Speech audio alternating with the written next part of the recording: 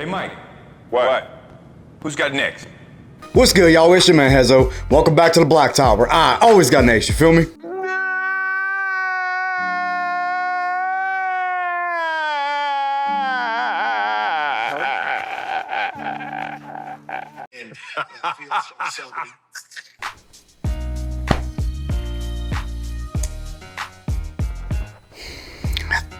I don't even know what to say anymore, man. This Hawks team disappoints me again.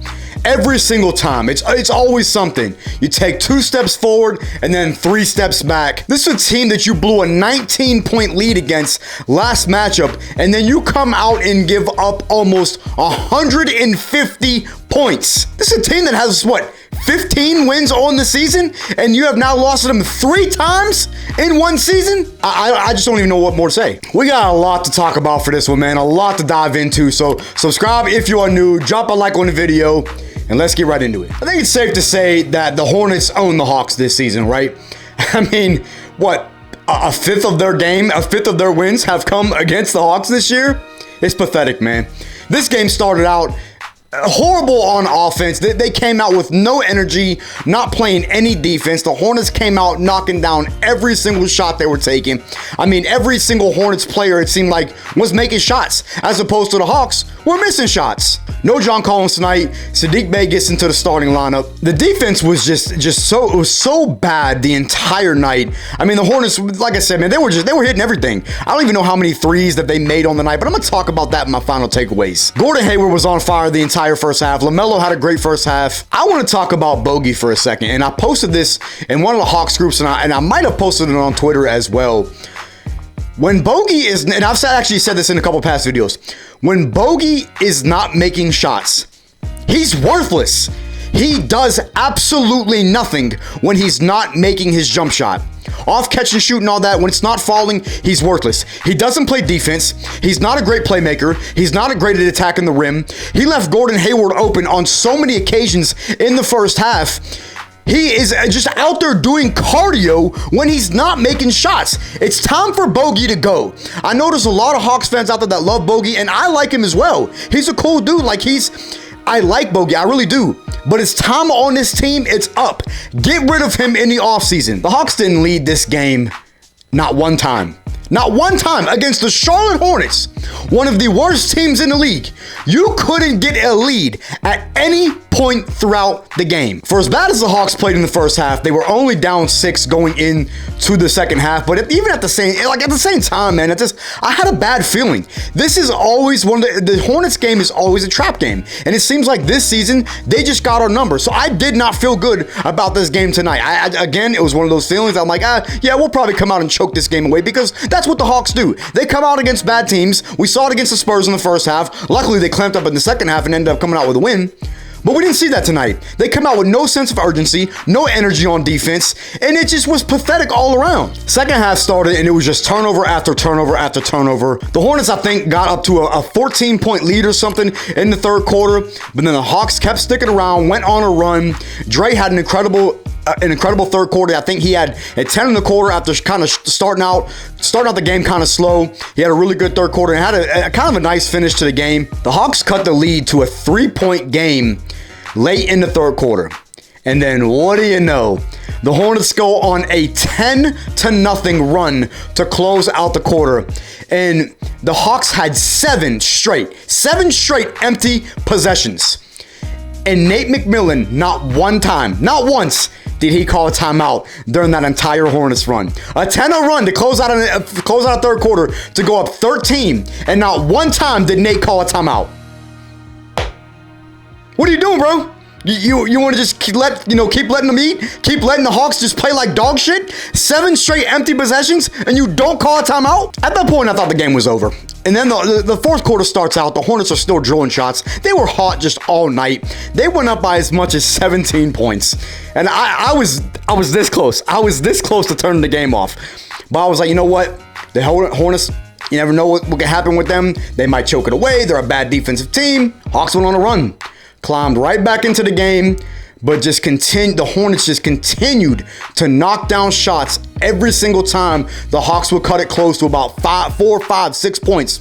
There it is, boom, either LaMelo's hitting a three, Terry Rozier's hitting a three, Gordon Hayward's hitting a three, PJ Washington's hitting a three. Somebody was hitting a three to end the Hawks run so they just couldn't fully climb back into the game, man. And it was so pathetic to watch because y'all keep in mind, the Hornets are the worst, I think, net offensive efficiency team or whatever. They're one of the worst offensive teams. That's what I'm trying to say in basketball. I can't get my words right because I'm so damn frustrated. The Hornets are one of the worst offensive teams in the NBA, and we just gave up 144 points to them. We got single-handedly beat by about 4 guys. Now, granted, shout out to Mark Williams because he played an excellent game as well. But tonight it was really about PJ, Terry Rozier, Gordon Hayward, and LaMelo Ball. Kind of the same story as last time we lost, minus LaMelo Ball. I'm gonna get into my final takeaways, man, before I have a damn heart attack out here. Number one was the defense. I don't even need to even really elaborate on it. When you give up 144 points to any team, I don't care if they're the best offensive team in basketball. When you give up 144 points to any team, it's poor defense. They were leaving shooters open all night. Guys were getting into the paint. No one was rotating. There was no energy out there on defense. It was so pathetic to watch, man. And we've seen this time after time with the Hawks. They're a poor defensive team. There is no other way to put it. So that leads me into my next one. The Hornets 3-point shooting. They hit 20 threes tonight. 23s from a Charlotte Hornet team who's one of the worst offenses in basketball. Y'all keep that in mind. A team with now 16 wins. I had to check myself. I said 15 earlier in the video. 16 wins now on the season. You give up 23s to really 4 guys, essentially. And I mentioned those 4 guys earlier in the video, and I give them praise, man. They played a hell of a game. They've played a hell of a series all series long against the Hawks, winning 3 games in this 4-game series. Thank God we're done with the Hornets because they've killed us all season. We won 1 game.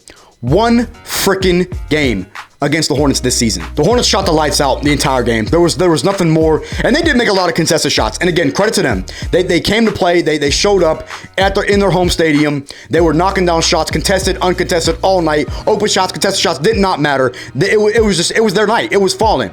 The Hawks did not shoot the ball well from 3. Once again, what do you know? But they dominated from the 3-point line tonight, and credit to the Hornets. So my final takeaway from this game was Sadiq.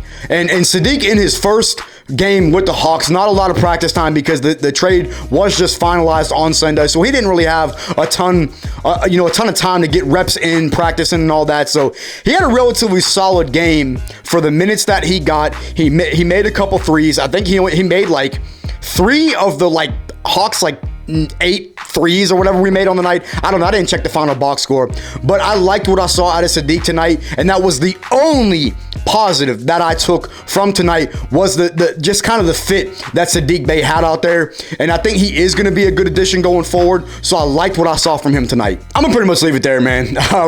Real quick before I get out of here, I want to say I posted this on Twitter during the game. At this point, I am to the point where I hope that we do not even make the playoffs, and I genuinely mean that. And here's why. We couldn't even beat the Hornets 2 times out of a 4-game series. The Charlotte Hornets. I cannot emphasize that enough. Couldn't even beat them twice. And some of y'all out there think that we can actually beat a team in a playoff series 4 times? We are no better than an 8th seed. And I truly mean that. I've seen enough from this team, man. I've come to the conclusion. The 7 teams that are sitting higher in the standings are flat out better. It's just that damn simple. So hypothetically, let's say we get in as a 7 or an 8 seed. What the hell does that mean?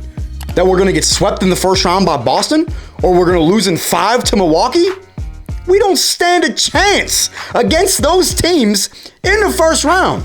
So what the hell is the point of being excited about a playoff berth when it's going to be another first round exit and another just manhandle in the first round by one of those top tier teams when we can't even beat the fucking Charlotte Hornets? I'm getting out of here, man. Leave your thoughts down in the comments. I'm going to see y'all next recap.